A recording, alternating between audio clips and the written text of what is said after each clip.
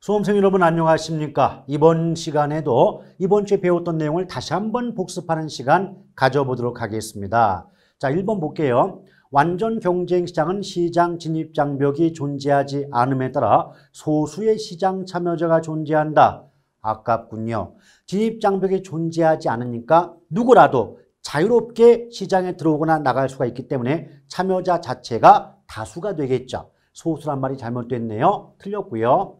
2번, 부동산 시장이란 양과 질, 위치 등의 여러 측면에서 유사한 부동산에 대하여 가격이 균등해지는 경향이 있는 지리적인 구역이라고 정의할 수 있다. 맞습니다.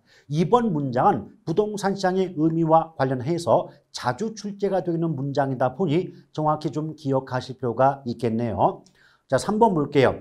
주택이 소득계층에 따라 상하로 이동되는 현상을 주택 여과라 하는데 하위 계층의 사용주택이 상위 계층의 주택으로 이동한다. 그럼 아래에서 위로 올라갔죠. 그럼 윗상을 써서 상향여과라고 해야 되는데 하향여과 하였으니 틀렸군요.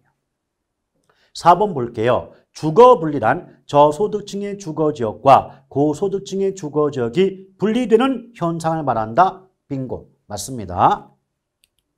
5번 효율적 시장은 시장 가치에 반영되는 정보에 따라서 유형이 구분되죠. 정확히 말하면 약성 효율적 시장, 중강성, 강성 효율적 시장으로 나눠볼 수가 있는데요.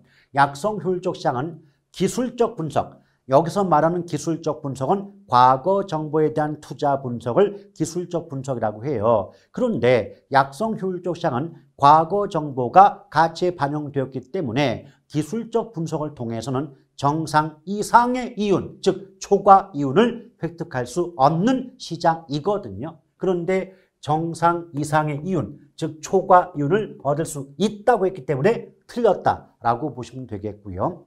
6번 차액지대론이란 비옥도의 차이 때문에 발생하는 우등지와 열등지의 수확액의 차액이 지대가 된다는 이론이다. 결국 뭐냐면 토지마다 비옥도가 다르다는 건 아시잖아요. 기름진 땅이 있고 그렇지 못한 땅이 있다면 비옥도에 따라서 토지마다 수확량, 생산량의 차이가 발생하고 결과 수확액의 차익이 발생하겠죠. 그러면 비옥도의 차이에 따른 수확액의 차익이 곧 지대가 된다는 주장을 차액지대설이라고 말하겠죠. 맞는 말이고요. 버제스의 동심은 도시 내부 성장에 관한 가장 오래된 실증적 모형. 자, 시카고시. 왜 그럴까요? 버제스는 시카고 대학 교수였기 때문에 시카고시를 대상으로 이론을 전개했다는 거고, 더불어 생태학적 입장, 생태. 이렇게 기억하면 돼요. 버제스가 이름이 어려우시면 바케스. 바케스, 생태는 바케스에 담는다. 생태는 바케스에 담는다. 라고 기억하면 뭐 잊어버릴 이유는 없지 않겠나 싶습니다. 8번 시장 실패란 시장 기구를 통하여 자원이 효율적으로 배분되지 못하는 상태를 말하며 공공재, 외부 요구, 정보의 대칭성, 규모의 경제 및 불완전 시장 등은 시장 실패의 원인이다. 자, 얼핏 보면 그럴듯하죠. 근데 한 글자가 잘못됐습니다. 정보의 대칭성이 아니라 정보의 비대칭성이 원인에 해당이 됩니다. 틀렸네요. 9번 용도지역지구제와 같은 토지이용주제는 부의 외부 효과를 억제하기 위한 수단으로 이용된다.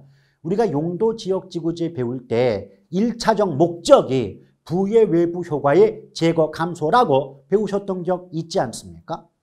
맞는 말이죠. 10번 토지은행 제도는 토지 선매, 그러니까 미리 땅을 매입함으로써 앞으로 미래에 필요한 공공시설 용지를 적기에 상대방이 원하는 적절한 시기에 보다 싼 값에 공급할 수 있다는 게 장점 중에 하나가 되겠죠. 따라서 옳은 지문에 해당이 되겠습니다. 자, 이렇게 해서 간략하게 오늘 배웠던 내용을 가볍게 정리해 보았습니다. 여러분 대단히 수고하셨습니다. 고맙습니다.